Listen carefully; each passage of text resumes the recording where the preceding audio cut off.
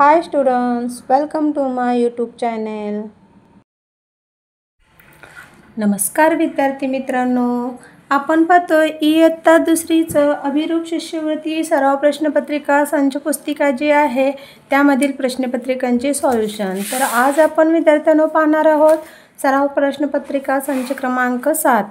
कालपर्यंत आपली 7वी प्रश्नपत्रिका झाली होती। चारही विषयाचं स्पष्टीकरण मी तुम्हाला दिलेलं होतं बघा। आज आपण सराव प्रश्नपत्रिका संच क्रमांक 8 मधील मराठी आणि गणित विभागाचे स्पष्टीकरण घेणार आहोत। त्याआधी तुम्ही जर माझ्या चॅनलला सबस्क्राइब करून घेतला नसाल तर सुरुवातीला सबस्क्राइब करून घ्या, लाईक करून घ्या आणि कमेंट देखील करायला विसरू नका आणि बेल आयकॉनला देखील क्लिक करा, जेणेकरून पुढचे जे व्हिडिओ माझे तयार होतील ते तुम्हाला पाहता येतील। चला तर बघू मराठी विभाग बघा। पहिला आणि दुसरा प्रश्न आज ह्या प्रश्नपत्रिकेमध्ये आपल्याला लागोपाठ बघा। पहिला कविता आणि नंतर पॅराग्राफ एक संवाद दिलेला आहे। काही वेळा पहिल्या प्रश्नपत्रिकेपासून जर आपण अभ्यास केला तर काय होतं, पहिला तो छोटासा पॅराग्राफ असायचा किंवा त्याच्यानंतर 4थ्या-5व्या प्रश्नपत्रिकेपासून आपल्याला कविता द्यायला लागले बघा। आता कविता आणि संवाद दोन्ही दिलेला आहे। सुरुवातीला विद्यार्थ्यांनो दोन्हीही आपल्याला व्यवस्थित काळजीपूर्वक वाचून घ्यायचं आहे आणि मगच प्रश्नांकडे वळायचं आहे। तर मी कविता आणि संवाद दोन्ही वाचून घेतलेले आहे। डायरेक्ट मी प्रश्नांकडे वळते बघा। प्रश्न 1 साठी 2 साठी सूचना काय आहे बघा। कविता काळजीपूर्वक वाचून त्याखालील प्रश्नांची उत्तरे पर्यायातून निवडा।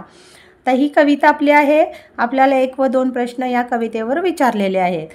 आता बघा पहिला प्रश्न काय आहे, धडा कोणाला पाठ होत नाही। काय सांगितलं मी, कवितेमध्ये कसे प्रश्न शोधायचे, यातील 2 शब्द कोणते तरी जे आपल्याला योग्य वाटतात ते शोध घ्यायचे आणि पाठीमागचं आणि पुढचं वाक्य असं आपण वाचणार आहोत। धडा बघा, धडा कुठे आहे, इथंच दिसतो बघा। धडा पाठच होईना म्हणजे धडा कोणाला पाठ होत नाही विचारले। आपण पाठीमागची ओळ वाचूया। भुंग्यांना मुलाचा वासच येईना, फुलांना धडा पाठच होईना म्हणजे कुणाला सांगितलेलं आहे, फुलांना। आपल्याला ऑप्शन काय आहेत बघा, मुलांना, फुलांना, भुंग्यांना आणि परीला। मग आपलं उत्तर काय असणार आहे, फुलांना। 2 नंबरचं ऑप्शन ते आपलं बरोबर येणार आहे। दुसरा प्रश्न आहे बघा, वरील कवितेत सर्वात जास्त वेळा आलेला पर्यायापैकी शब्द कोणता। तर सर्वात जास्त वेळा आलेला बघायचा आहे। कविता पूर्ण शोधत बसा, कवितेतले सगळे शब्द शोधत बसायचे नाहीत। आपल्याला जे ऑप्शन दिलेले आहेत तेच ऑप्शन घ्यायचे आहेत। सुरुवातीचा शब्द बघा, ऑप्शन आपला फुले आहे। फुले किती वेळा आलाय बघू आपण। इथं बघा हा 1 दिसतो, 2, परत इथं 3, परत 4, इथं 5 म्हणजे आणि इथं एक 6 म्हणजे एकूण 6 वेळा फुले हा शब्द आलेला आहे। आता रडू बघा, रडू कुठं आहे बघा। रडू इथं 2 वेळाच दिसतं आहे म्हणजे रडू हा शब्द 2 वेळा आला आहे। आली बघूया, आली बघा, आली इथं 1 आहे, एकदाच आलेला आहे। आली हा शब्द एकदाच आलेला आहे। आणि झाली बघा, झाली बघा 1, 2, परत इथं 3 आणि 4 म्हणजे झाली हा शब्द 4 वेळा। लक्षात आलं का बघा, फुले आपलं किती वेळा आलेलं होतं, 1, 2, 3, परत 4, इथं 5 आणि 6 म्हणजे फुले 6 वेळा आलं होतं, रडू 2च वेळा आलं होतं, आली एकदाच आले, झाली देखील 2दा आलेलं आहे। म्हणजे जास्त वेळा कोणता शब्द आलेला आहे, आपला पहिलाच ऑप्शन आहे फुले, तो आपला बरोबर येणार आहे। प्रश्न 3ऱ्या व 4थ्यासाठी सूचना आहे बघा। खालील संवाद काळजीपूर्वक वाचून त्याखालील प्रश्नांची उत्तरे द्या म्हटले बघा। 3रा प्रश्न काय आहे बघते बघा मी, वरील संवादात किती जणांनी भाग घेतला आहे। किती जणांनी भाग घेतला, विद्यार्थ्यांनो व्यवस्थित काय संवाद वाचायचा आहे, कारण संवादमध्ये नावं दिलेली नसतात। काही वेळा फक्त एखादं नाव दिलेलं असतं आणि बाकीची जी बोलणारे असतात त्यांची नावं दिलेली नसतात। आता इथं बघा मी संवाद वाचलेला आहे। इथं मला बाबा आज माझा शाळेत माझा वाढदिवस साजरा केला असं निकुंज म्हणाला म्हणजे निकुंज हा एक आला संवादामध्ये। तर अरे वा छानच बाबा बाहेर येत म्हणाले म्हणजे अरे वा हे बोलणारे कोण आहेत, बाबा, 2 झाले। त्याच्यानंतर जर म्हटलं तर आपण इथं बघा आई म्हणाली म्हणजे आई पण तिथं आली। अरे पण ताई आता 10वीला आहे, ती गोष्टीची पुस्तके घेऊन काय करणार, म्हणजे या संवादात आई, बाबा आणि निकुंज असे तिघा जणांनी भाग घेतलेला आहे, म्हणून 4था ऑप्शन आपला बरोबर येणार आहे। चौथा प्रश्न बघा, पुस्तके कोणाला भेट म्हणून मिळाली. आता इथं बघा, मला माझ्या सर्व मित्रांनी मिळून 10 गोष्टीची पुस्तके भेट दिली. कोणाला? कोणाचा वाढदिवस होता? निकुंजचा. म्हणून तो उत्तर आपला असणार आहे निकुंजला. तिसरा ऑप्शन आहे तो बरोबर येणार आहे. पाचवा बघा, पय या शब्दाचा योग्य अर्थ असणारा पर्याय निवडा म्हटले. आता पय म्हणजे काय? पाय आणि जल नाही आहे, जल आणि पाणी म्हणजे दोन्ही शब्द याचे जे अर्थ असणार आहेत दोन शब्द ते दोन्ही त्याला अनुसरून असले पाहिजेत. पाणी दूध हे नाही आहे, पाणी पर्ण, पर्ण म्हणजे पाण्यात, पाय म्हणजे आपला पाय हा झाला. पयचा अर्थ पाय होऊ शकत नाही, फक्त पयचा जल आणि पाणी हे दोन्ही होऊ शकतं. म्हणजेच जल आणि पाणी याचाच अर्थ आहे पय. समानार्थी शब्द म्हणू शकतो आपण त्याला. दुसरा ऑप्शन आपला बरोबर येणार आहे बघा. सहावा प्रश्न आहे बघा, आपला राष्ट्रीय प्राणी खालीलपैकी कोणता आहे? राष्ट्रीय प्राणी विचारलेला आहे. आपल्याला माहितीच आहे, राष्ट्रीय फूल, राष्ट्रीय फळ, राष्ट्रीय सण, राष्ट्रीय पक्षी, राष्ट्रीय प्राणी सगळे आपल्याला पाठ असणं गरजेचं आहे. तर आपला राष्ट्रीय प्राणी आहे वाघ. आणि याच्या व्यतिरिक्त राष्ट्रीय पशु देखील विचारलं तर आपलं उत्तर येतं वाघच, हे लक्षात ठेवायचं. सातवा प्रश्न आहे बघा, शाळा या नामासाठी पर्यायातील योग्य विशेषण निवडा. विशेषण निवडायचं आहे. विशेषण म्हणजे काय तुम्हाला माहीतच आहे, नामाविषयी योग्य किंवा जास्त माहिती सांगणाऱ्या शब्दाला आपण विशेषण म्हणतो. आता आपल्याला नाम काय आहे? शाळा दिलेलं आहे नाम. त्याच्यासाठी काय योग्य शब्द आपण वापरू बघा. माझी शाळा, माझी शाळा हे वाक्य होऊ शकतं, पण आमची शाळा, सुंदर शाळा आणि आहे शाळा असं होण्यापेक्षा आपण जास्तीत जास्त विशेषणासाठी सुंदर हा शब्द वापरू शकतो. कारण की स्वच्छ, उंच, ठेंगणा, लहान किंवा सुंदर, कुरूप हेच आपले शब्द झाले विशेषण.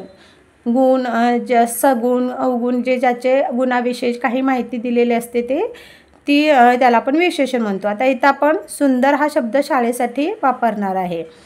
तिसरा ऑप्शन बरोबर आहे बघा. आठवा प्रश्न आहे, खालील पर्यायातील अनेक वचनी शब्द निवडा. खालील ऑप्शन बघा, औषधे, गाडगे, खेळणे आणि ससा. या चारही ऑप्शनमध्ये आपल्याला एक असा शब्द दिला आहे तो अनेक वचन आहे बघा. म्हणजे पहिलाच ऑप्शन बघू, औषधे. औषधे म्हटले हा एक वचन आहे का अनेक वचन बघा. औषध, औषध म्हणजे एक वचन आणि औषधे म्हणजे अनेक वचन. म्हणजे पहिलाच ऑप्शन आपला बरोबर आहे. तरी देखील पुढचे ऑप्शन बघू बघा. गाडगे बघा, एक गाडगे, गाडगे म्हणजे एक वचन झालं. गाडगी अनेक वचन झालं.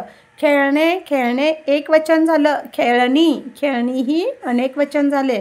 ससा आणि ससे म्हणजे हा गाडगे, खेळणे आणि ससा हे सगळे तिन्ही शब्द एक वचन आहेत आणि अनेक वचनी शब्द हा आपला औषधे आहे. म्हणून पहिला ऑप्शन बरोबर येणार आहे. नववा प्रश्न बघा, खालील पर्यायातील अशुद्ध शब्द ओळखा म्हटले. मुंबई, मी, देऊळ आणि निळा. तर याच्यामध्ये अशुद्ध शब्द कोणता आहे बघा विद्यार्थ्यांनो. तर याच्यामध्ये जो शब्द येतो तो देऊळ. कारण का सांगा, देऊळ हा शब्द आपण या पद्धतीने लिहितो देऊळ, कारण दुसरा ऊ, देऊळमध्ये आपण दुसरा ऊ लिहितो. त्यामुळं तिसरा ऑप्शन बरोबर येणार आहे. 10वा बघा, वाघाला पाहताच हरणाने डॅश डॅश डॅश. वरील वाक्यात रिकाम्या जागी पर्यायातील योग्य वाक्यप्रचार वापरा. धूम ठोकली, पाहत राहिले, पोटाशी धरले का स्वार झाले. हरणानं जर वाघाला बघितलं तर ते काय करणार, तिथून लगेच पळून जाणार. म्हणजेच त्याला आपण योग्य वाक्यप्रचार कोणता वापरणार, धूम ठोकली. धूम ठोकणे म्हणजे पळून जाणे याचा अर्थ होतो, म्हणून आपण पहिला ऑप्शन देणार आहे. 11वा बघा, बस वेगाने गेली. अधोरेखित शब्दाचा विरुद्धार्थी शब्द पर्यायातून निवडा. बस वेगाने, वेगाने या शब्दाचा आपल्याला विरुद्धार्थी शब्द काढायचा आहे. वेगाने म्हणजे फास्ट किंवा जास्त वेगाने असं म्हणतो. त्या सरसर बघा, सरसर म्हणजे ही देखील वेगाच्या ह्याच्यातच. भरभर, जलद, जलद म्हणजेच वेगाने, हे तिन्ही झाले त्याचे समानार्थी शब्द. सावकाश, सावकाश हा आपला काय असणार आहे, विरुद्धार्थी शब्द असणार आहे. म्हणजे सरसर, भरभर, जलद हे वेगाने म्हटलं तर आपण हे तिन्ही शब्द समानार्थी म्हणून वापरतो. आणि सावकाश हा शब्द त्याला काय वापरणार, वेगाने आणि सावकाश. म्हणजे जास्त जलद आपण म्हणतो, जलद आणि सावकाश त्या पद्धतीचं. म्हणजे सावकाश हा विरुद्धार्थी शब्द आपला योग्य असणार आहे. 12वा बघा, उतरंड कशाची म्हणले. दगडाची, घागरीची, मडक्यांची का भांड्याची. आपल्याला हे याच्यामध्ये मडक्यांची उतरंड ही आपले योग्य उत्तर असणार आहे बघा. आपल्याला माहीत आहे का उतरंड कशाची असते ती. 13वा बघा, आपले राष्ट्रगीत कोणते. वंदे मातरम, जनगणमन, सारे जहाँ से अच्छा, का या भारतात? आपले राष्ट्रगीत सर्वांनाच माहीत आहे, आपण नेहमी शाळेत म्हणतो, ते म्हणजे 2 नंबरचा ऑप्शन जन गण मन. तर चला तर विद्यार्थ्यांनो, आपला विभाग पहिला मराठी हा झालेला आहे बघा. आता आपण विभाग दुसरा घेऊ, गणित या विषयाचा. 14वा प्रश्न आहे बघा, खालीलपैकी योग्य जोडी पर्यायातून निवडा. कशी जोडी ओळखायची बघा, 4 दशक 3 एकक बरोबर 43. बरोबर आहे का बघा विद्यार्थ्यांनो? 4 दशक म्हणजे दशकच्या ठिकाणी 4 आहे आणि एककच्या ठिकाणी 3 आहे, ही जोडी योग्य आहे. पुढचा बघू तरी 7 दशक 2 एकक. 7 दशक म्हटल्यानंतर इथं 7 हवं होतं, पण इथं 2 आहे, ही चुकीची आहे. 4 दशक 0 एकक. 4 दशकच्या ठिकाणी 4 आहे, पण 0 एकक म्हटलं इथं तर 2 दिलेलं आहे, ही पण चुकीची झाली. 9 दशक 5 एकक. 9 दशकच्या ठिकाणी 9 आहे, पण 5 एकक दिले, इथं तर 4 दिले, म्हणून ही देखील चुकीची जोडी आहे. आपली 1 नंबरची जोडी फक्त बरोबर आलेली आहे बघा. 15वा प्रश्न आहे, 29 अधिक 1 अधिक 11 बरोबर किती विचारले. विद्यार्थ्यांनो, ही उभे म्हणणीनेच तुम्ही बेरीज करत जावा. मी आता तोंडी सांगते बघा. 29 अधिक 1 आपलं किती होतं? 30 होतं आणि 30 अधिक 11 केले तर आपलं उत्तर 41 येतं बघा. 30 अधिक 10 40 आणि वरचा 1 41. तिसरा ऑप्शन बरोबर येणार आहे. 16वा प्रश्न आहे, 4 गुणिले 8 बरोबर 32. या उदाहरणात गुणक कोणता? मी आता मागच्या प्रश्नपत्रिकेत असा प्रश्न होता बघा, तेव्हा सांगितलं होतं. आता इथं बघा सांगते तरी देखील. तर आपण 4ला काय म्हणणार आहे? गुण्य म्हणणार आहे आणि 8ला गुणक म्हणणार आहे आणि 32ला आपण गुणाकार म्हणणार आहे. तर हा आपला माझा शॉर्ट व्हिडिओ देखील आहे बघा, तो देखील तुम्ही पाहू शकता. तर आपला 8 या अंकाला आपण काय म्हणणार आहे? गुणक म्हणणार आहे, म्हणून दुसरा ऑप्शन आपला आहे तो बरोबर येणार आहे. 17वा बघा, सोबतच्या आकृतीला कोपरे किती? कोपरे म्हणजे बघा आता ही आणि ही, ह्याला आपण बाजू म्हणतो. या आकृतीला 3 बाजू झाल्या. कोपरे किती आहेत बघा? हे जे असतात हे कोपरे म्हणायचे. याला आपण कोन किंवा कोपरे म्हणतो. तर याला कोपरे किती झालेत? 1 2 आणि 3, म्हणून ऑप्शन क्रमांक 3 आहे, त्याच्यामध्ये 3 हा उत्तर आपलं बरोबर येणार आहे. 18वा प्रश्न आहे बघा, नोटा दिलेल्या आहेत, 50 अधिक 50 बरोबर किती? म्हणजे या दोघांची बेरीज करायची. उत्तर देखील आपल्याला नोटांमध्ये दिलेलं आहे. 50 अधिक 50 तुम्हाला माहितीच आहे, हे 100 रुपये असतं. मग 100 ऑप्शन कोणत्या ह्याच्यात आहे बघा? इथं 100 आहे, इथं 500 आहे, 50 आहे आणि 10 आहे. म्हणजे आपलं उत्तर 100 आले. 100 रुपयाची नोट काढायची आपल्याला. पहिलाच ऑप्शन आहे तो बरोबर येणार आहे बघा. 39वा प्रश्न आहे, पूजाजवळ 90 रुपये होते, त्यातील 50 रुपये हरवले तर तिच्याकडे किती रुपये शिल्लक राहिले विचारलेत. 90मधून आपण हरवले, शिल्लक राहिले, म्हणजेच काय आपण काय करायचं? वजाबाकी करायची. 90 वजा 50 रुपये हरवले, तर 9मधून 5 गेले, राहतात 40, म्हणजे तिच्याकडं राहिले किती रुपये? 40 रुपये. तिसरा ऑप्शन आहे तो आपला बरोबर येणार आहे बघा. पुढचा प्रश्न बघू आपण. खालीलपैकी सत्यविधान कोणते विचारले? बघा, चिन्हांचा लहान मोठेपणा, ह्या चिन्हांच्याद्वारे आपल्याला सत्यविधान ओळखायचं आहे. काय आहे बघा 20वा प्रश्न. 84 बरोबर 48. 84 बरोबर चिन्ह आपण केव्हा वापरतो? जेव्हा 84 बरोबर इथं देखील 84 असेल तर तिथं आपण हा बरोबर चिन्हाचा वापर करतो. पण इथं काय आहे? 48 दिलेला आहे, तो चुकीचा आहे. 51 आणि हे 15. आता याच्यामध्ये बघा, हे जे टोक असतं ते लहान संख्येकडे असतं. आता 51पेक्षा 15 मोठं आहे, 15 लहान आहे म्हटल्यावर लहान चिन्ह, हे चिन्ह इकडं पाहिजे होतं, म्हणून हे विधान देखील चुकीचं आहे. 26वं बघा, 26 आणि 62. आता हे लहान चिन्ह लहान संख्येकडेच आहे, म्हणजे का? 62पेक्षा 26 लहान आहे, म्हणून हे लहान चिन्ह लहान संख्येकडे आले, हे विधान बरोबर आहे. तर देखील पुढचा ऑप्शन बघू आपण. 37 बघा, 76पेक्षा 37 लहान आहे, म्हणल्यावर हे टोक आपल्याला 37कडे हवं होतं, पण आपल्याला इथं हे चुकीचं दिलेलं आहे. फक्त तिसऱ्या ऑप्शनमध्ये आपल्याला बरोबर चिन्ह वापरलेलं आहे बघा. लहान संख्येकडे हे टोक आणि मोठ्या संख्येकडे ही 2 टोकं, म्हणजेच आपल्याला हे विधान बरोबर द्यावं लागेल. सत्यविधान म्हटलं तर तिसरं ऑप्शन आपण बरोबर देऊ. 21वा बघा, शाळेच्या क्रीडांगणावर 13 मुले क्रिकेट, 10 मुले लंगडी व 14 मुले कबड्डी खेळत होते. तर क्रीडांगणावर एकूण किती मुले खेळत होती म्हटले. काय करायचं? एकूण विचारले, बेरीज करायची. मी तोंडी करते बघा. 13 अधिक 10, 10 ने 10 20 आणि वरचे 3 23 झाले. 23 अधिक 14 करायचे आहेत आपल्याला. 23 अधिक 14 मी आता इथं लिहून दाखवते बघा. 23 अधिक 14, तुम्ही उभ्या पद्धतीने 13 अधिक 10 अधिक 14 या पद्धतीने केलं तरी तुम्हाला उत्तर येणार आहे. तर माझं उत्तर आलेलं आहे 37 बघा. 2 नंबरचा ऑप्शन आहे तो बरोबर येणार आहे. 22वा प्रश्न आहे बघा. 70 60 स्टार 40 यामध्ये स्टारच्या जागी कोणता पर्याय घेतल्यास संख्याचा उतरता क्रम तयार होईल? उतरता क्रम म्हणजे काय विद्यार्थ्यांनो, सुरुवातीला आपण घेतो मोठी संख्या, इथं तसंच केलेलं आहे, मोठी संख्या घेतलेली आहे, त्याच्यानंतर लहान इथं घ्यावी लागेल. मग 60पेक्षा लहान अशी संख्या कोणत्या ऑप्शनमध्ये आहे बघा? 80, 60, 50 आणि 30. आता इथं 30 घेऊ शकतो, पण 30पेक्षा लहान संख्या 40 आहे का? नाही आहे. 40 आपल्याला 30पेक्षा मोठी झाली. मग 50 ऑप्शन आपण घेऊ शकतो, कारण 50पेक्षा लहान संख्या पुढची संख्या आहे 40, म्हणून आपण तिसरा ऑप्शन तिथं बरोबर देणार आहे. 23 बघा, 3 व 4 या अंकापासून तयार होणाऱ्या लहान व मोठ्या संख्येतील फरक किती? आता 3 व 4 यापासून पहिला संख्या तयार करूया. पहिली संख्या आपली 34 येते आणि दुसरी येते 43. तर यांच्या संख्येतील फरक काढायचा आहे, म्हणजे 43 वजा आपण 34 करू. 3मधून 4 जात नाही म्हणून 13 समजू आपण. 13तून 4 गेले राहतात किती बघा? 9. हातच्या आला 1, 4मधून हे 3 आणि हातच्या 1 गेला राहिले 0, म्हणजे 9 राहतात. या 3 व 4 या संख्येपासून तयार होणाऱ्या 2 अंकातील फरक आपला 9 आलेला आहे, म्हणजे 2 नंबरचा ऑप्शन बरोबर येणार आहे. प्रश्न क्रमांक 24 व 25साठी सूचना आहे बघा. चित्ररूप माहितीचे निरीक्षण करून त्याखालील प्रश्नांची उत्तरे पर्यायातून निवडा. आता ही चित्ररूप माहिती आहे बघा. 24वा प्रश्न बघू आपण. एकूण किती मुलींना खेळणी विकत घेतली? मुलींनी किती फक्त मुलींनी विचारले. इथं आपल्याला मुलं पण दिसतात आणि मुली पण दिसत आहेत. आपण मुलींनी शोधायचं आहे. पहिला मुली बघू. पहिल्या याच्यात मोटार खरेदी करणाऱ्या मुलींमध्ये 1 दिसते बघा. इथं 2, 3, 4, 5, 6, 7 आणि खाली 8, 9, म्हणजे एकूण 9 मुलींनी खेळणी घेतली, म्हणून तिसरा ऑप्शन आपण बरोबर देणार आहे. कोणते खेळणे एकाही मुलग्याने घेतले नाही? आता इथं बघा, मोटर घेणाऱ्यामध्ये मुलं दिसतात, बाहुलीमध्ये दिसत नाहीत, फुग्यामध्ये पण दिसतात, म्हणजे कोणते खेळणे घेतलेले नाही? एकाही मुलग्याने न घेतलेले खेळणे म्हणजे बाहुली. पण ऑप्शन क्रमांक आपला 2 नंबरचा येणार आहे.